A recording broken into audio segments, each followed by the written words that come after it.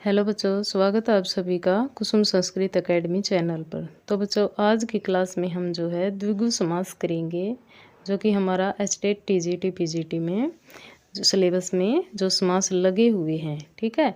तो उनमें हमारे जो है समास प्रकरण में हमारा अव्ययी भाव, तत्पुरुष और क्रमधारय जो है हमने कर लिया है। तो आज की क्लास में हमारा द्विगु हो जाएगा और द्वंद्व और बहुब्रीहि समास जो है हम आगे की क्लास में करेंगे। तो ठीक है बच्चों, शुरू करते हैं। द्विगु समास, इसके लिए सूत्र है संख्या पूर्वो द्विगु। संख्या पूर्व द्विगु अर्थात जिसमें पूर्व पद जो है पूर्व पद जो है वो संख्यावाची होता है, ठीक है।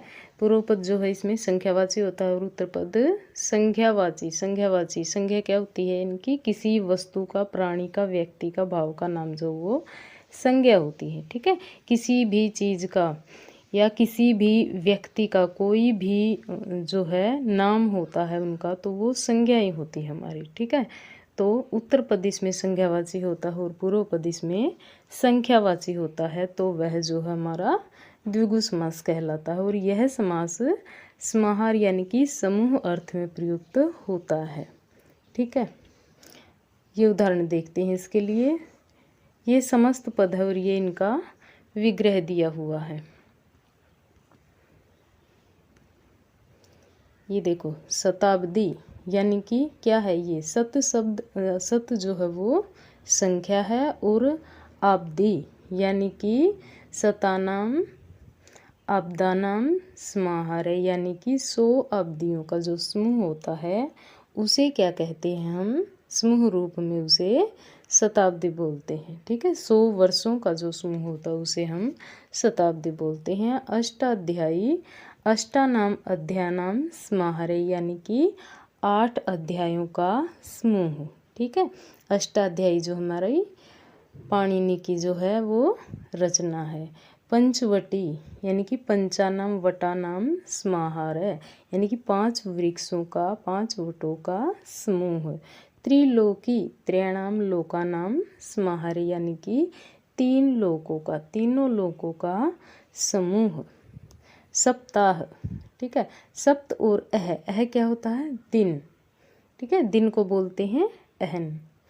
तो सप्ताह नाम अहना नाम समाहार है, यानी कि 7 दिनों का समूह जो होता है उसको हम क्या बोलते हैं? सप्ताह बोलते हैं। पंचरात्रम, पंचानाम रात्रि नाम समाहार यानी कि 5 रात्रियों का जो समूह है उसे हम पंचरात्रम बोलते हैं। पंचपात्रम यानी कि पंचानाम पात्राणाम समाहार है, 5 पात्रों का समूह क्या हो जाएगा? पंचपात्रम।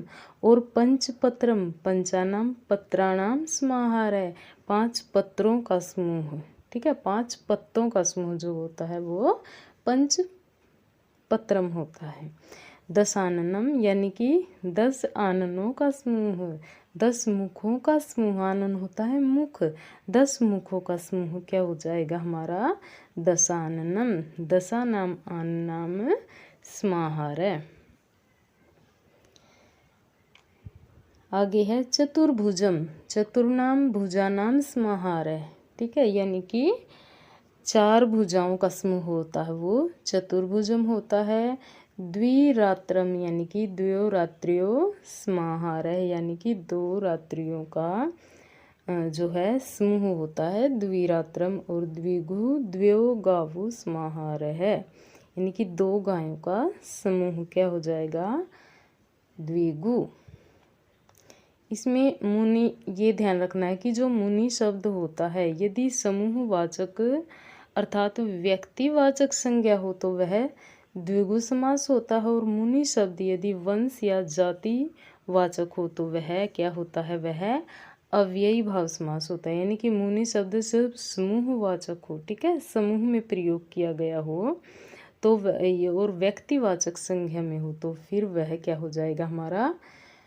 वो द्विगु समास हो जाएगा। और जब मुनि शब्द जो है वंश जातिवाचक हो, ठीक है, जाति का बोध करा रहा हो, वंश का बोध करा रहा हो मुनि शब्द, तो फिर वहाँ पर अव्ययी भाव समास हो जाएगा। ओके, ये उदाहरण से समझते हैं। जैसे द्विमुनि, ठीक है। द्व्योमुन्यो समाहार है, तो ये व्यक्तिवाचक है। ठीक है, द्विमुनि ये पुल्लिंग में है, व्यक्तिवाचक है। दो मुनियों का समूह है। त्रिमुनि ही त्रयाणाम मुनिनाम समाहार है, 3 मुनियों का समूह। ठीक है, तो यहाँ पर देखो ये विसर्ग लगी हुई है। ठीक है, जिसमें विसर्ग लगी होगी यानी कि वो व्यक्तिवाचक होता है। ठीक है, व्यक्तिवाचक समूह अर्थ में होता है। 2 मुनियों का समूह, ये यहाँ पर व्यक्तिवाचक है जहाँ पर विसर्ग होती है। और जहाँ पर विसर्ग नहीं होती है, देखो द्विमुनि त्रिमुनि, तो द्वौ मुनि ही, मुनि यहाँ पर 2 हैं तो इसीलिए द्विवचन में मुनि हो जाएगा। और त्रय, ठीक है, त्रय है बहुवचन में हो गया, तो मुन्य भी जो है बहुवचन में हो जाएगा। यानी कि मुनि मुनि मुन्य है तो बहुवचन में हो जाएगा। यहाँ पर ये अव्ययी भाव समास होगा, ये ध्यान रखना है। एक और सूत्र है बच्चों, द्विगुरेक वचनम। ठीक है, इसके लिए वृत्ति है द्विगवर्थ है समाहार एकवत स्यात्, अर्थात द्विगु समास जो है वो एक वचन वाला होता है। ठीक है, समूह अर्थ में, यानी कि समूह अर्थ में जो द्विगु समास होता है वो एक वचन वाला होता है। उदाहरण जैसे पंचगवम है। ठीक है, पंचगवम यहाँ पर क्या है, यहाँ पर पंचगवम में समूह अर्थ में, ठीक है, समूह अर्थ में द्विगु समास होने से एक वचन है। ठीक है, समूह अर्थ में द्विगु समास है तो यानी कि एक वचन, यानी कि 5 गायों का समूह, एक समूह। ठीक है, समूह जो बहुत सारी चीज़ों से क्या बनता है, समूह बनता है, पर वो समूह क्या, वो एक है। ठीक है, इसीलिए वो एक वचन में प्रयुक्त हुआ है और वो द्विगु समास होता है। इसलिए कहा गया है कि द्विगु समास में जो समूह अर्थ में होता है वो जो है एक वचन में होता है। ठीक है, यानी कि 5 गायों का एक समूह है तो ये समूह जो है यह जो है एक वचन में है और इसीलिए इसमें क्या है, द्विगु समास है। तो बच्चों आई होप आपको समझ में आ गया होगा द्विगु समास। ठीक है, पहला पद संख्यावाची होता है, दूसरा पद जो है वो संख्यावाची होता है। ठीक है, ये तो सबको पता ही होता है कि भाई द्विगु समास जो है वो संख्यावाची होता है। ठीक है, तो बच्चों आज की क्लास हमारी यहीं पर समाप्त होती है। और जो मैंने सभी क्लासेस की बच्चों जो है एक प्लेलिस्ट बना दी है, वहाँ पे जाके आप जो है सभी क्लासेस को देखिए।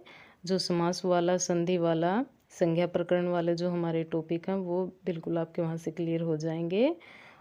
ठीक है बच्चों, तो ज़रूर देखना और कमेंट करना कि आपको क्लासेस कैसी लग रही है। ओके बच्चों, धन्यवाद।